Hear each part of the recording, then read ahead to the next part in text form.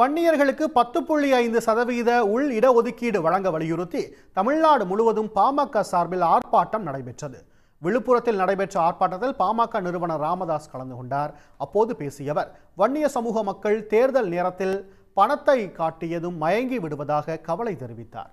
ஆனால் இந்த தேர்தலில் அது நடக்காது என்றும் தமிழ்நாடு அரசு உடனே சாதிவாரி கணக்கெடுப்பை நடத்திட வேண்டும் என ராமதாஸ் வலியுறுத்தினார். சாதிவாரி மக்கள் தொகை கணக்கெடுக்க போகிறோம். 2000, 3000 பேர், 2 லட்சம், 3 லட்சம் பேர் இருக்காங்க நம்மகிட்ட. அரசு ஊழியர்கள், ஆசிரியர்கள், அவங்கள வச்சு ஒரே மாதத்தில் கணக்கெடுக்கலாம். ஒரு 500 கோடி ரூபாய் செலவாகும், அவ்வளோதான். காஞ்சிபுரத்தில் பாமக தலைவர் அன்புமணி ராமதாஸ் தலைமையில் ஆர்ப்பாட்டம் நடைபெற்றது. அப்போது உச்சநீதிமன்றம், உயர்நீதிமன்றம் உத்தரவிட்ட பிறகும் 10.5% இடஒதுக்கீட்டை வழங்க மறுப்பதாக முழக்கம் எழுப்பினர். இதேபோல் சேலம், மயிலாடுதுறை, திருவாரூர், திருவண்ணாமலை உள்ளிட்ட மாவட்டங்களிலும் பாமக சார்பில் ஆர்ப்பாட்டம் நடைபெற்றது.